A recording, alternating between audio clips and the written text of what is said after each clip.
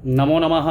अहमस्मि डॉक्टर शुभेन्दु पाठक, अंशकालिक सहायक प्राध्यापक दर्शन, पूर्णिमा राम प्रताप संस्कृत महाविद्यालय बेगनी दरभंगा। प्रियांशु छात्र, इससे पूर्व की कक्षा में हमने आप लोगों को शास्त्री तृतीय वर्ष के छात्रों के लिए कहे हुए थे। आज की कक्षा में हम शास्त्री प्रथम खंड प्रतिष्ठा के संबंध में कहने का प्रयास कर रहा हूं। तो प्रियांशु छात्र, आज की कक्षा में हम शांकर वेदांत अर्थात शांकर दर्शन के संबंध में कहने का प्रयास कर रहा हूं। तो प्रियांशु छात्र, परिमाणवाद का खंडन के संबंध में प्रकृति की सिद्धि अनुमान से असंभव स्वयं परिमाणवादः प्रामाणिक ग्रहणमर्हति न ह्यचेतनं प्रधानं देव चेतना नदिधिष्ठितं प्रवर्तते सुवर्णादौ रुचकाद्युपादाने हेमकारादि चेतनाधिष्ठानो फलम्भेन नित्यत्व साधक कृतकत्व बत दुख सुख मोहात्मना न्युत तत्वादैः साधनस्य साध विपर्य व्याप्ततया विरुद्धत्वात्। सांख्य योग दर्शनों में माना गया है जो यह परिमाण का सिद्धांत प्रमाणों की दृष्टि से निंदनीय खंडनीय है। अचेतन प्रकृति प्रधान बिना किसी चेतना सत्ता का आश्रय लिए हुए प्रवृत्त नहीं हो सकती। स्वर्ण आदि से जो कंगन आदि बनाने के लिए उपादान कारण है, इन आभूषणों का निर्माण करने के समय स्वर्ण आदि चेतन आधार प्राप्त होते हैं। सुख दुख और मोह के रूप से युक्त होना आदि जो साधन के रूप में प्रस्तुत किया है, उसकी व्याप्त तो साध्य के विरुद्ध स्थानों में भी है। यहाँ सांख्यों के अनुसार साध्य है चेतन सत्ता का बिना सहारा लिए ही प्रकृति का सुख दुख और मोहात्मक पदार्थों का कारण होना इसका उल्टा है। चेतन सत्ता का सहारा लेकर सुख दुख और मोहात्मक पदार्थों का कारण बनना उपर्युक्त साधन हेतु अर्थात सुख दुख और मोह से युक्त होना इसी साध्य विपर्य से व्याप्त होता है। दूसरे शब्दों में सुखादि से युक्त वही होगा जो चेतन का सहारा लेकर सुखादि से युक्त पदार्थों का कारण बन सकता है।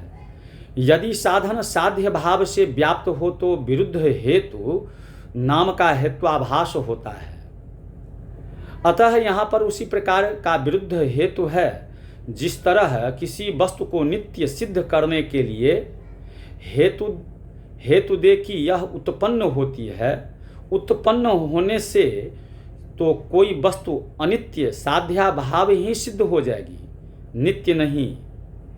उसी तरह सांख्यों के द्वारा यह सिद्ध करने के लिए प्रकृति चेतन की सहायता नहीं लेते हुए भी सुखादि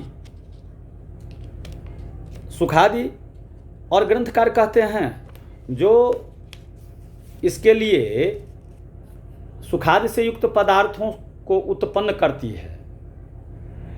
दिया गया साधन ठीक उल्टी चीजों को ही सिद्ध कर देगा। अब रूपादि सत्वाच्च आंतराह खलववी सुख दुख मोहा वाह्येभ्यस चंदनादिभ्यो विभिन्न प्रत्यय वेद नियेभ्यो व्यतिरिक्ता अध्यक्षमीक्षन्ते यद्यमि सुखादि स्वभावा भवेस्तदा हेमंतेपि चंदनः सुख स्यात् न हि चंदनः कदाचित् चंदनः तथा निधाध्ये क्वपि कुंकुमं पंक सुखो भवेत न ह्यसो कदाचित् कुंकुम पंक इति। इसके अतिरिक्त उक्त साधन स्वरूपादि सिद्ध भी है।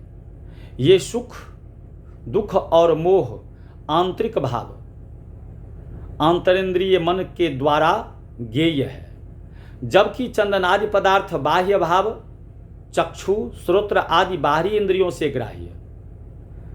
अतः ये चंदनादि दूसरे प्रत्यक्षों साधनों के रूप में ज्ञेय होते हैं तथा सुखादि उनके अलग रहकर इंद्रियों के ऊपर दिखलाई पड़ते हैं।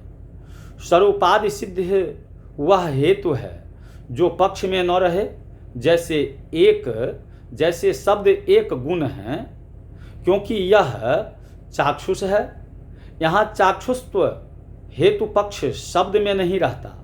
उसी प्रकार चंदनादि पदार्थों पक्ष में सुख, दुख और मोह का अन्वय हेतु रखते हैं। जो असिद्ध है, सुखादि आंतर्भाव है, चंदनादि बाह्य भाव, दोनों में एकता नहीं है, अर्थात एक ही अंतर या बाह्य प्रत्यय से दोनों का बोध नहीं होता है। सुख और विषय विभिन्न प्रत्ययों से ज्ञेय है, अतः दोनों का एक ही स्वभाव नहीं हो सकता। दोनों को एक मान लेने पर दोष भी होता है। यदि चंदनादि का स्वभाव ही सुखादि होता तो हेमंत काल में भी चंदन सुख ही देता। ऐसा तो नहीं होता कि चंदन कभी अचंदन हो जाता। स्वभाव का अर्थ निरंतर संबंध होना ही है। यदि सुख चंदन का स्वभाव है तो कभी छूटना नहीं चाहिए। तब क्या कारण है कि शीत काल में वह सुखद नहीं होता? अवश्य ही चंदन सुख स्वभाव नहीं है। उसी प्रकार ग्रीष्म काल में भी कुंकुम लेप से सुख मिलता। ऐसी बात तो नहीं होती कि कभी भी कुंकुम का लेप अपना स्वभाव सुख छोड़कर अकुंकम लेप हो जाता है। एवं कंटकः क्रमेलकस्येव मनुष्यादानापि प्राणभृतां सुखः स्यात्। न्यहसो कांचिद प्रत्येव कंटक इति।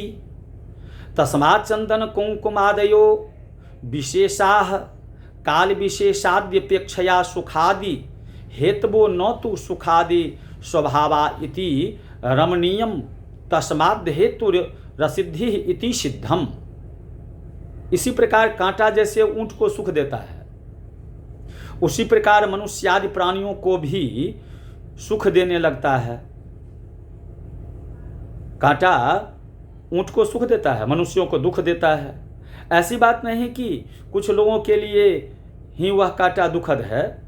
इसलिए चंदन, कुमकुम आदि पदार्थ किसी विशेष काल आदि में उन पर निर्भर करके ही सुख, दुख, मोह उत्पन्न करते हैं। ऐसी बात नहीं कि उनका स्वभाव ही सुखादि है। यह जानना चाहिए।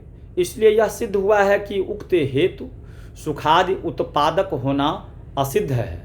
तात्पर्य यह है कि प्रकृति को सुखादि के रूप में सांख्य लोग तभी सिद्ध करते हैं जब संसार के पदार्थों को सुखादि उत्पादक माने। लेकिन हम ऊपर सिद्ध कर चुके हैं कि कोई भी पदार्थ स्वभावतः सुखात्मक या मोहात्मक नहीं, परिस्थितियां उसे वैसा बना देती है। अतः प्रकृति को सिद्ध करने वाले अनुमान में हेतु ही असिद्ध है। अब प्रधान के लिए दिए गए स्तुति प्रमाण का भी खंडन हम करेंगे आगे की कक्षा में। आगे के कक्षा में हम आप लोगों को प्रकृति के लिए श्रुति प्रमाण भी नहीं है इसके संबंध में कहेंगे। इति